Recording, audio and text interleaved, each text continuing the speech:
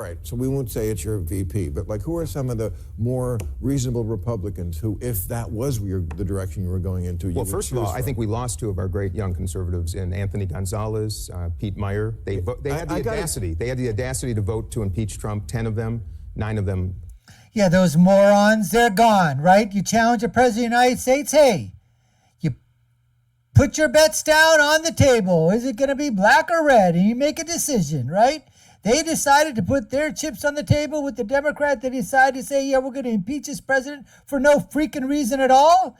And guess what? They were primaried and they're out of here. You're out.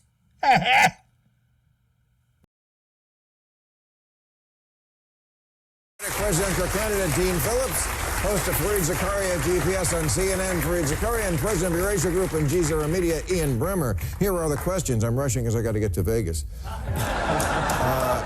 This is for you, Congressman. Who would you choose to be your running mate? Oh, good question. I didn't ask you that. Oh, I have to choose a different person now? Well, your running mate. My running mate? Yeah. It's way too early for that. I will surprise you. I promise you that. I promise you that. Meaning? I will surprise you. I'll absolutely surprise you with a running mate. Good surprise or bad? Good surprise. Yeah, it almost sounded like a threat. I promise you. Really?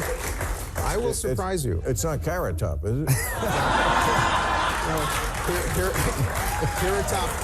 All right. I love them, but I don't. No, Carrot Top had too high of demands. All right. I mean, I can't give away this stuff so early. I know you want it. All right. Did Democrats make a strategic error by not saving Kevin McCarthy now that we're stuck with a much more extreme Speaker of the House? That's an interesting question. Well, there really they could have, right? There's a danger of a really, I mean, you were alluding to this, of a real political constitutional crisis, because Trump is going to be the nominee. So one of two things are going to happen in 2024. He's either going to win, that has its own problems, or he's going to claim he won. Exactly. Those are the only two options. Absolutely. I've said it.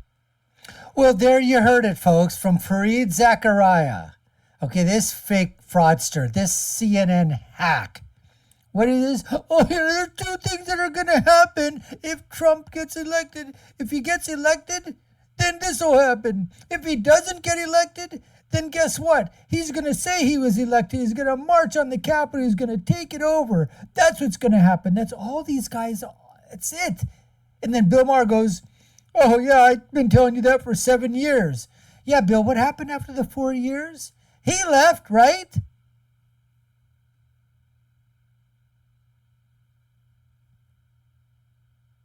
But he's going to show up. But this time, Inauguration Day, January 2025, he will show up. But this time, say the Pennsylvania state legislature, where the laws I think have been changed, where they can send an alternate slate of electors, and who do they send them to? The Speaker of the House. Mm-hmm. Who do they send them to? The Speaker of the House. Well, because guess what? It's up to the state legislatures. That's what's in the Constitution there, Fareed. That it's up to the state legislatures to determine how elections are done, the time, place thereof. Not for the courts, not for a governor, not for the Secretary of State, not for a president, certainly not for you, buddy. But now they've changed them, and they're starting to change some of those things that happened in 2020. Well, guess what? All of a sudden they're finding out that, you know what, they weren't kosher after all, right? Exactly. Mike Johnson, who is going to be very willing to hear all the stuff that at least Kevin McCarthy in the crunch. Right. And let me tell you guys, it's important everybody know this. We extended a number of overtures to Speaker McCarthy, a number of other Republicans, saying we want to work together. Just make some modest concessions. First of all, make the House work. That was our... This is the guy that's running for the presidency, folks, on the Democratic ticket. All right. He wants to be the president of the United States. He wants to take on Joe Biden. First demand, not one of them would speak to us because they knew if they actually attracted a single Democratic vote, let alone 10, 15, 20, that they would be eviscerated by their brothers and sisters on their side. That is the culture of Congress that is absolutely destroying the country. That's the culture, culture of the House. The culture of the House. Yes, not the Senate. But no, it's not. That is true. No. Culture of the House, not the Senate. Not the Senate. So but that is the truth. I heard you say before when we were talking that you're going to stop this and we got to work together. Everybody says that. What's the plan? Oh. What's the plan to do that? There is no plan, Bill. There is no plan. What's the plan? Well, it begins with the surprise running mate. Yes, that it begins. Cheney? I was the most bipartisan member of Congress last year, the second most this year. Wow, I was the most bipartisan. What does that mean? You were the most transgender person in Congress, right? You were a trans congressman because you were going both ways. Really do. I love my brothers and sisters on both sides. There are some wonderful Republicans who I think have a chance to rise, I think want to work together. This wasn't the time to do it, but wish to do so. And there are some outstanding. But again, how do you liberate them from this problem you're talking about where they're afraid? That's why I'm running for, look, I'm running for president to win. I believe we can. I believe it's time for a new generation. Does anybody agree, by the way? Throw that out one more time, the old line. It's time for a new generation, isn't it, to run for president? It's a time for a new generation, folks. Forget about Generation Z, forget about Gen X, forget about the millennials, forget about whatever. It's time for a new generation.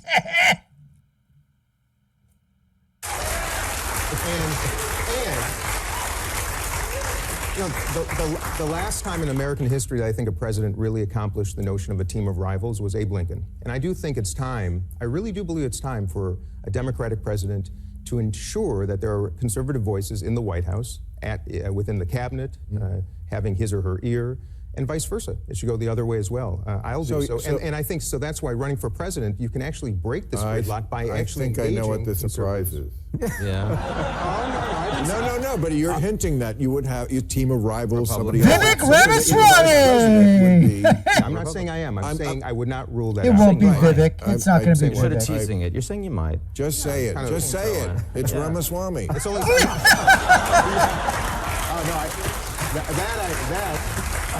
I think I could promise you it ain't. But somebody all right. Oh, why is it could be Ramaswamy?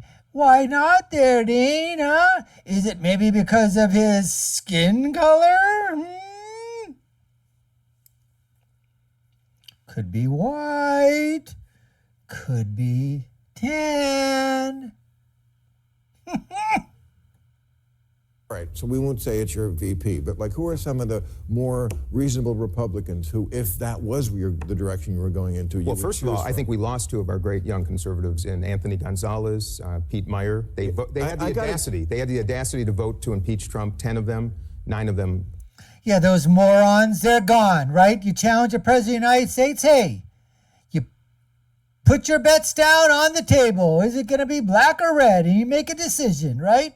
They decided to put their chips on the table with the Democrat. They decided to say, yeah, we're going to impeach this president for no freaking reason at all. And guess what? They were primaried and they're out of here. You're out. Got thrown out of the House, essentially. I will tell you that Dusty Johnson, a very principled, good person. Dusty Johnson? Dusty Johnson. Who's that? See? You don't know. I don't know. I thought he was some old Baseball Western player, actor. Dusty Johnson.